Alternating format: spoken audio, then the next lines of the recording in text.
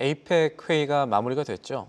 지난달 10월 15일 이후로, 그러니까 에이펙이라는 화두가 우리 증시에 던져진 이후로 코스피 지수 600포인트 올랐습니다. 600% 올랐으면 좋겠는데 600포인트 올랐고요. 이제는 에이펙 종료 이후에는 어떻게 움직일 것인가가 이 증시 투자자들의 초미의 관심사일 겁니다. 이거는 한국 증시뿐만 아니라 미국 증시, 글로벌 증시도 마찬가지 화두를 갖고 있는 것이고, 오늘은 이 문제 긴급으로 알아보는 시간을 마련했습니다. 도움 말씀에 한상춘 한국경제신문 논설위원과 함께합니다. 안녕하십니까? 네, 안녕하십니까? 예. 오늘 제가 600포인트인데 600%라고 말이 좀 헛나왔습니다. 그만큼 에이펙이 마무리된 뒤 우리 증시 여러 성과가 있지 않았습니까? 네, 일단은 오늘에도 11월 달이에요. 예. 시청자분도 이제 2달 남았으니까 마무리 잘 하시기를 바라고요. 오늘 날씨가 춥습니다. 감기 좀 조심하시고요. 사실은 그 올해 한국 증시가 가장 세계적으로 보면 주목을 받았죠. 예. 코스피 상승률이 한 70%, 그리고 에이펙 이렇게 기간 중에 지난 15일 이후에 우리 신앵커가 좀처럼 실수하지 않는 분인데요. 워낙 많이 올라가지고 600% 이렇게 얘기를 해서 다시 짚어주셨네요. 예.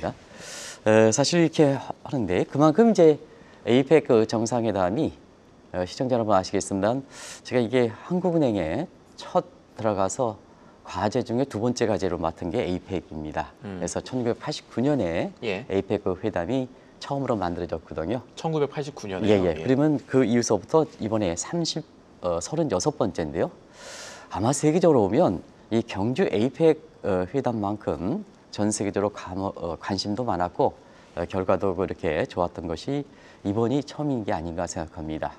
사실 서울도 아니고 경주에서 이렇게 해서 일단은 우리의 국격을 높인 데에는 누구를 여부라 관계없이 경주 시민을 비롯해서 사실 감사하다는 말을 국민의 한 사람으로 전해드린다, 이렇게 보였습니다.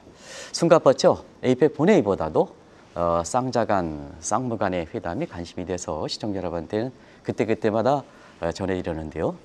미일 정상회담, 반미 정상회담, 미중 정상회담 내용까지는 이렇게 말씀드렸습니다.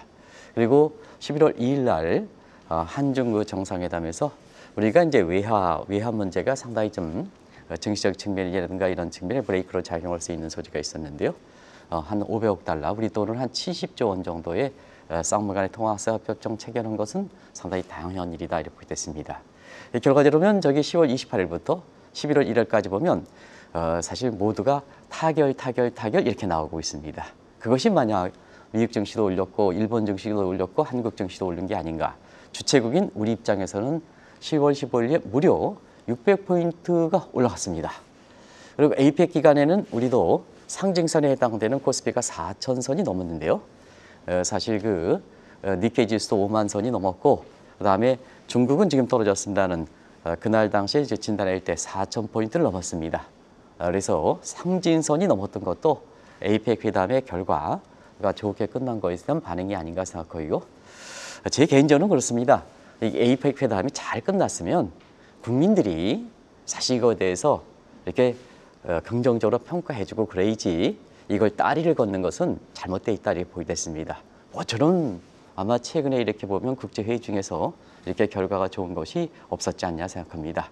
그 결과를 바탕으로 해서 한국 증시, 한국 경제 회복으로 노력하는 것이 사실 국민의 모습이 아닌가, 또 야당의 모습이 아닌가 하는 개인적 생각입니다.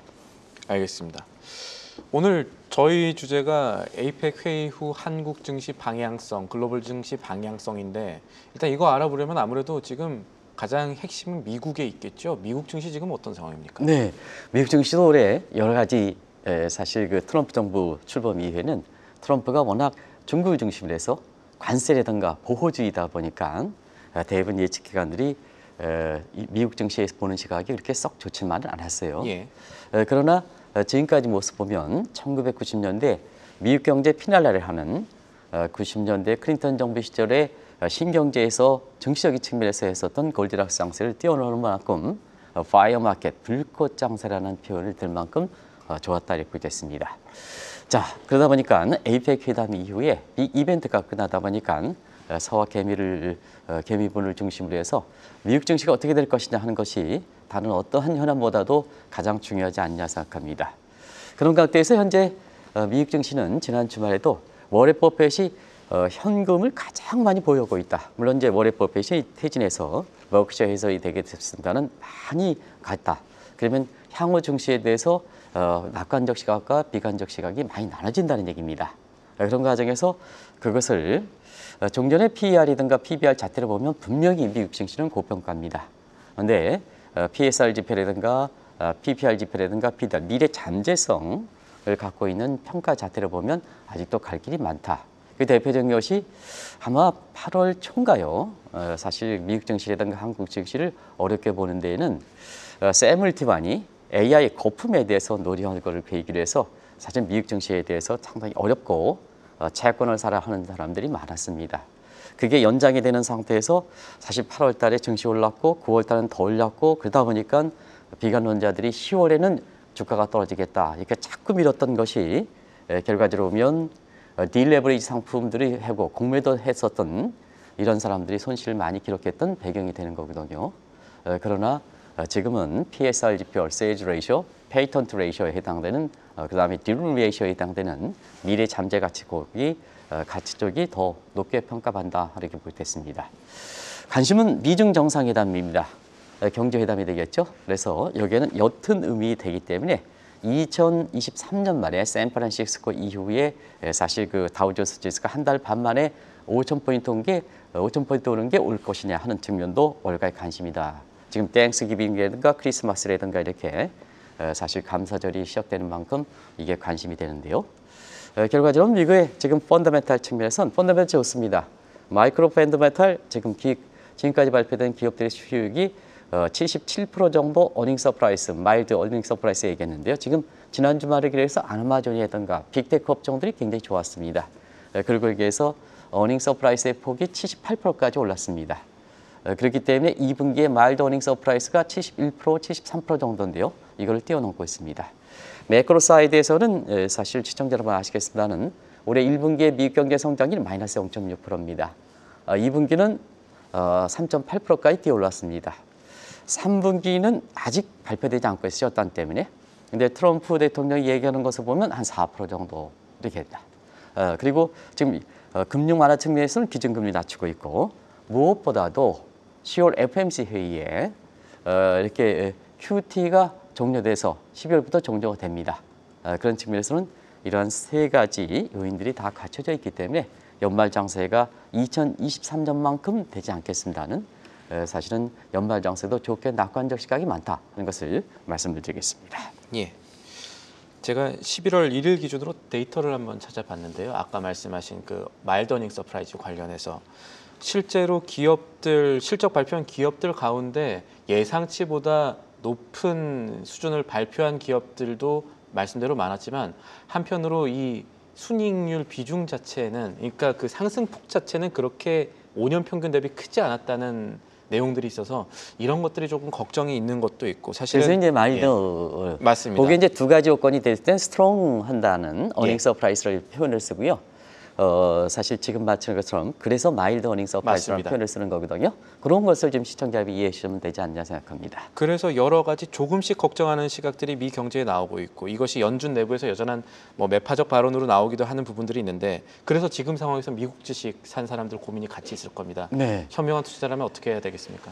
고민 많죠. 앞으로 추가적으로 올라갈 것이냐. 예. 아니면 경우에 따라서는 아까 뭐 빅스 지수 얘기해가지고 ETF 관련해서 나중에 또 큰 폭으로 떨어질 가능성에 대한 ETF 상품 이런 걸 좀 가져 나왔어요. 그런 측면에서는 갈림길에 놓여 있다 하는 예. 측면에서 이 갈림길에 놓여 있는 것을 이런 표현을 씁니다. 증시는 좋은데 갈림길에 놓여 있다. 주가가 낮은데 갈림길에 놓여 있다 하면 그때는 공포고 지금 주가가 아주 높은데 갈림길이 있다 하는 측면에서 이렇게 경제학적으로 보면 헤롯 도마의 나이프 에지 시어리 칼날 성장 이론으로 비교됩니다. 예. 이런 이제 거시경제에 여러 가지 이제 이론들이 있는데요. 그래서 거기에 골든룰, 좋은 높은 뜻에서 했으니까 골든룰이 되겠죠. 골든룰에서 보면 잠시 좀 말씀을 이 룰은 뭐냐면 칼날이게 탈 때 잠재 성장률, 균형 성장률, 실제 성장률 한 가지 한 가지 다들 설명드려야 되겠습니다. 다들 아실 거로 생각합니다. 이게 깨지면 칼날이 그렇기 때문에 깨지면 빅스 지수 ETF 것처럼 그런 상품들이 이용하겠죠. 왜냐? 굉장히 어려지니까. 예. 그냥 무속인들이 칼날을 타다가 척 하다가 보면 떨어지면 굉장히 큰 상처가 있지 않습니까? 그래서 칼날을 잘 타야지 미국 증시가 간다 이렇게 볼 수 있습니다.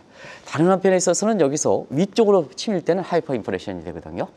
그런 측면에서 앞으로 미국 증시는 불꽃 장세와 거품 붕괴 간에 어떻게 하면 잘 균형을 유지하느냐가 향후의 그 서학 개미라든가 이런 투자 성과를 자원하는 측면이다 이렇게 보겠습니다. 분명한 것은 그렇습니다. APEC 정정 기대미에 지금 베이스가 상당히 높습니다. 시청자는 베이스가 높기 때문에 위로 올라가면 상승률은 좀 제한됩니다. 사실 수익률은 제한됩니다. 그런데 여기서 이렇게 떨어질 때는 굉장히 큰 폭으로 떨어질 가능성도 있는 상태거든요. 다행인 것은 앞서 말씀드린 같이 펀더멘탈 측면에서 마이크로, 매크로 좋고 그다음에 유성동도 12월 1일부터 QT가 종료된다.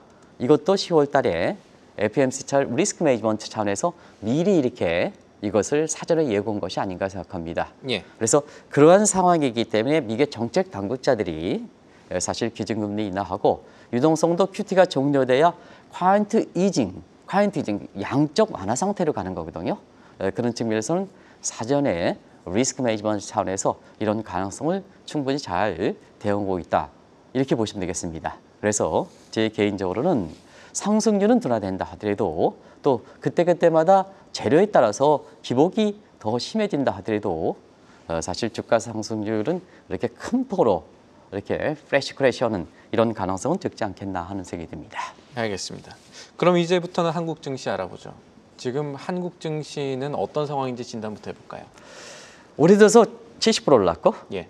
지난 2주간 제가 무료라는 표현보다는 물경, 깜짝 놀라게 물경이라는 600포인트 정도 올랐습니다. 그럼 시청자 여러분 다 지금 어떻게 될 것이냐 다 궁금하시죠? 뭐 경제 다른 현안보다 이번 주에 일정이 뭐가 잡혀있느냐는 것보다도 이게 미국 증시가 어떻게 될 것이냐 한국 증시가 어떻게 될 것이냐 이게 가장 관심이다 이렇게 됐습니다. 그래서 지난 주말에 신문을 만드는 과정에서 여러분들의 얘기를 좀 들어보고 해외 시각조 종합적으로 다뤄봤습니다. 그런 측면에서는 낙관론과 비관론으로 이렇게 나눠지는데요. 낙관론자의 가장 낙관론자는 사실 JP모건의 6,000포인트도 가능하겠다 하는 입장입니다. 그래서 이 기간에 관련자 이런 사람들이 내놓은 보고서를 쭉 한번 검토해 봤습니다. 근데 아무래도 친증시 정책이 집권 내내 지속될 것이다. 그래서 이재명 정부가 사실 실행력이 높기 때문에 이것이 과거에는 단발성에 그치는 것이 아니라 이제는 지속 가능하지 않겠느냐 하는 이 측의 기대는 상당히 높게 해서 이 근거로 해서 6,000포인트 가능하지 않겠느냐 이렇게 보는 것 같습니다. 근데 비관론자들은 또 그렇습니다. 이렇게 많이 오른 만큼 다시 3,000 밑으로 떨어질 것이다 하는 이런 쪽을 가고 있습니다. 미국과 달리 한국은 마이크로 펀더멘탈 측면에서 이제는 PER이든가 이런 측면 고평가 국면에 진입한 게 아니냐 하는 이 측이 하나가 돼 있고 물론 여기에는 원화 베이스로 기준, 달러 베이스 기준 다릅니다. 다르기 때문에 사실 어느 기준에 따라서 다르지만 원화 베이스로 하면 PER 기준으로 고평가된 게 아니냐 하는 측면.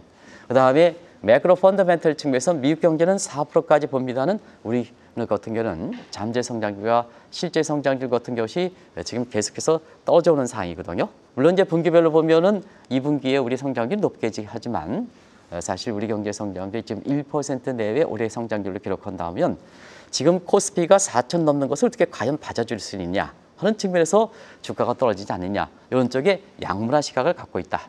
다만 미국보다도 양분화 시각의 폭이 큰 것이 한국 증시가 이렇게 된다는 것은 그만큼 단기에 한국의 주가가 많이 올랐다 하는 것을 단적으로 보여주는 대목이 아닌가 하는 생각이 듭니다.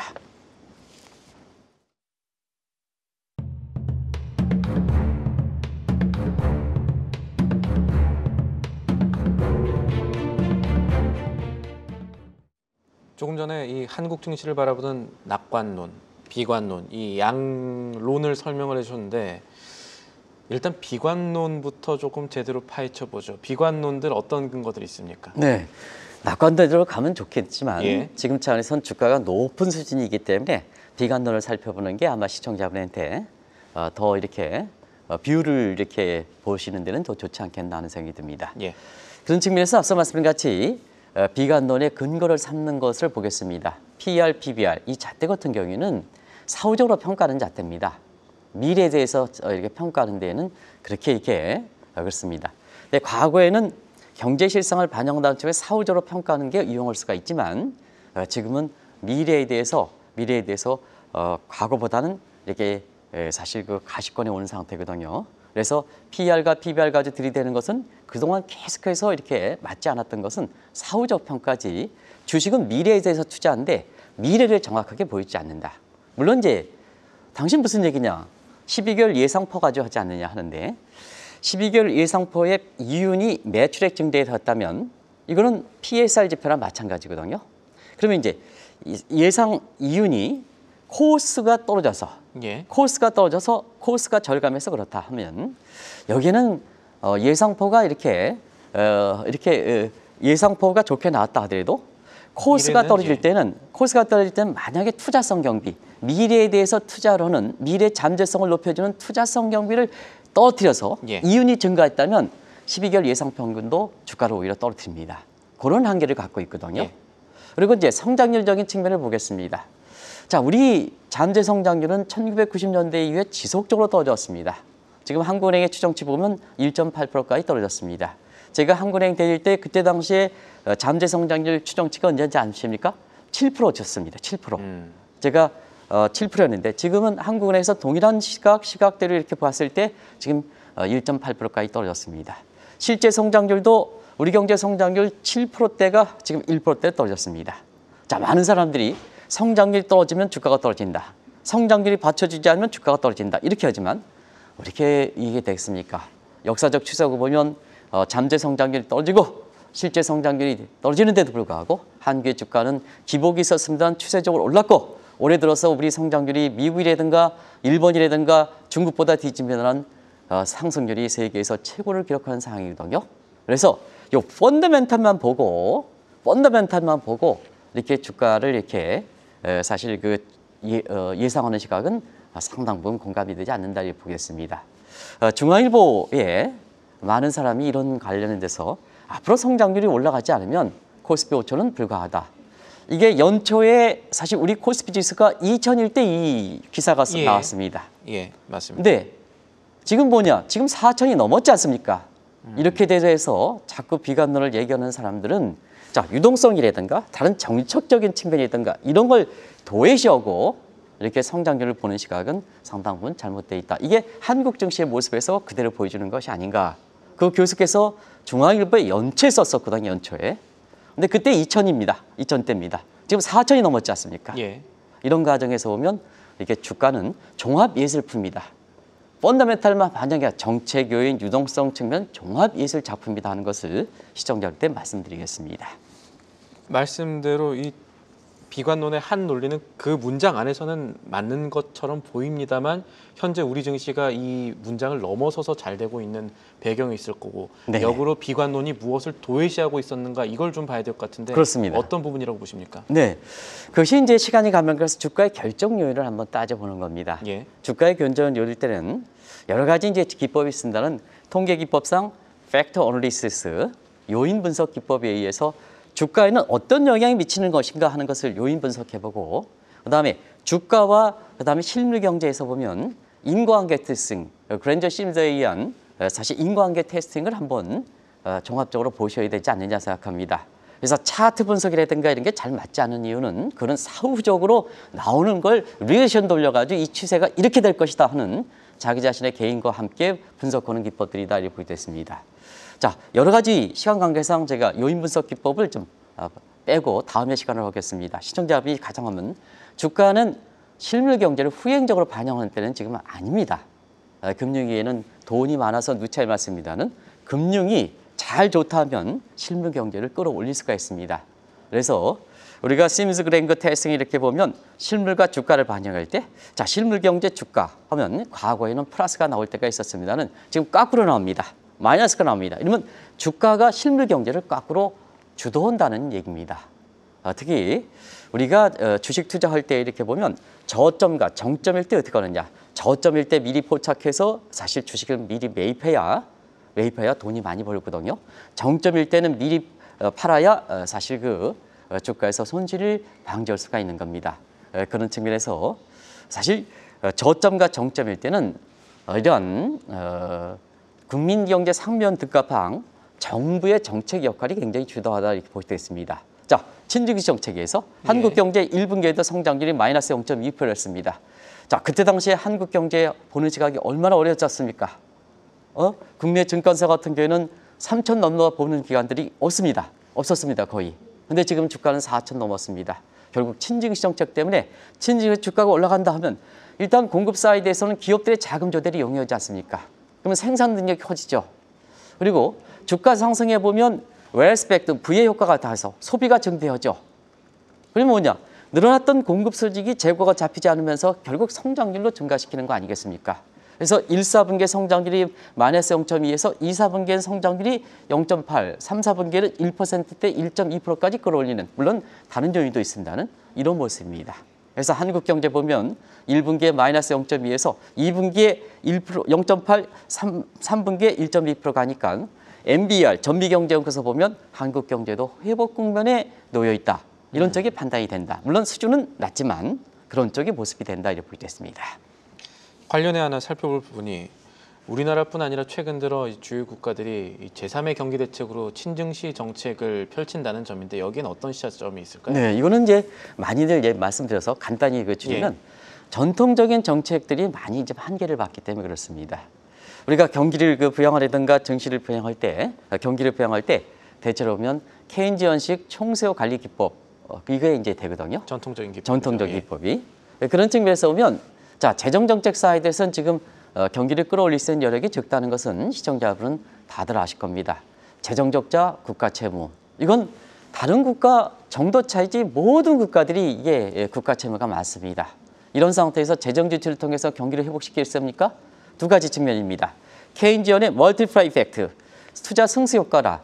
또 정부 재정 지출 승수 효과가 많이 낮아졌습니다. 두 번째는 돈이 없으니까 재정 지출 증가해서 국채를 발행하면 크라우딩 아웃 이펙트가 발생합니다. 그리고 통화 정책은 전체적으로 보면 기준금리라든가 시장금리가 스스꺾게 발생합니다. 이건 뭐냐? 기준금리를 낮추더라도 시장금리 깎으러 올라갑니다. 뭐그 때문에? 국가 채무 때문에. 예. 그리고 두 번째는 지금 너무 유동성이 많았기 때문에 사실 금리의 조타력이 떨어졌습니다. 이게 리퀴드 트랩, 유동성 함정이다 이렇게 보겠습니다. 그러면 경기라든가 이런 게 증시가 침체해서 그대로 나눠야겠습니까? 그러면 새로운 방안이 되는 거죠. 그래서 1980년대 스태그플레이션 상태일 때 서프라이 사이드 이코노믹의 제3의 정책이 나왔었고 메로 그로스만의 불균형이 일어났고 이번에는 뭐냐? 금융 사이드가 실물보다 3대1이니까 금융을 끌어올리면 자산소득이 증가해서 자산소득이 증가하면 이렇게 경기가 되지 않습니까? 예. 그래서 모든 국가들이 이렇게 친증시 정책을 제3의 대책으로 추진하는 거다 이렇게 보겠습니다. 절대적으로 실물 경제 후행하는 게 주가다 하면 이 구상은 못하겠죠. 근데 실물이 금융이 실물보다 주도하니까 금융을 잘 좋다 하면 실물가 끌어올릴 수 있다는 얘기입니다. 이게 지금의 뉴노멀 현상이다 이렇게 보겠습니다. 특히 지금 돈이 없습니까? 돈 많습니다. 금융위기에 들어갔던 거 거의 회수하지 못했습니다. 이 돈이 어디가 있느냐? 전부 퇴장화폐 속으로 들어가는 거 호딩이 되죠. 이거 끌어내야죠. 끌어내야지 통화 승수되고 통화 유통 속도가 빨라지는 거 아니겠습니까? 그런 측면에서 이걸 끌어내도록 하는 것이 사실 어디에 시장에 자금이 많이 들어가 있느냐 하는 측면에서 인터마켓 간의 자금 이동 흐름을 좋게 하는 거다 이렇게 됐습니다. 이게 파인튜닝 기법입니다. 최근에 중국에서 그렇고 한국에서 그렇고 지금 한국도 재테크의 70%를 부동산에 들어가 있다는 거죠. 그래서 일부 지역에 부동산 투기지 않습니까? 요거를 증시로 유도한다. 이게 파인튜닝 기법입니다. 그래서 외국인들이 뭐냐? 외국인들이 이 부분에 대해서 이재명 정부의 이 정책에 대해서 굉장히 긍정적으로 평가해서 외국인들이 한국 증시를 주도했던 것도 그렇다 이렇게 됐습니다. 만약에 이 병목 현상이 해결되지 않은 상태에서 유동성을 들이부으면 어떠냐? 부동산 특기가 나타나겠죠. 그다음에 사실 그 인플레이션이라든가 이런 부작용이 나타나기 때문에 그 파인튜닝에서 인터마켓 간에 자금이 몰려 있을 때 그 자금을 기업의 자금 조달 내지는 이렇게 국민의 소비 활동에 이렇게 이끌어내드는 파인튜닝 기법이 상당히 좋은 효과적인 기법이다 하는 것을 말씀을 드리겠습니다. 알겠습니다. 이 전통적 정책과 다르게 이 경제 성장을 하기 위해서라도 예전과 다른 대담한 발걸음을 정부가 좀 내딛어야 한다라는 걸로 저는 이해를 했는데 결론으로 가보죠. 앞서 여러 다른 부분 살펴봤을 때 에이펙 정상회의 이후 한국 증시의 방향성 어디에 있다고 보십니까? 네, 사실은 이렇게 낙관론과 비관론이 되지만 미국 증시 낙관 쪽으로 변수가 있지만 그다음에 일본도 지금 다카이 트레이드 해가지고 일본도 사실 굉장히 있고 중국도 증시를 비양하는 정책, 예. 그리고 한국도 친증시 정책이 지속될 거로 이렇게 보이기 때문에 제 개인적으로는 지금 펀더멘탈보다 정부가 친증시 정책에 경기와 주가 간의 선순환 관계에 있을 때는 친증시 정책을 지속하면 한국 증시의 외국인 시각들은 상당히 좋다 이렇게 보겠습니다. 다만 한 가지 이것도 좀 많이 말씀드려야 되는데요. 이게 시간이 다 됐다 그래서 하드볼 게임은 잘해야 된다.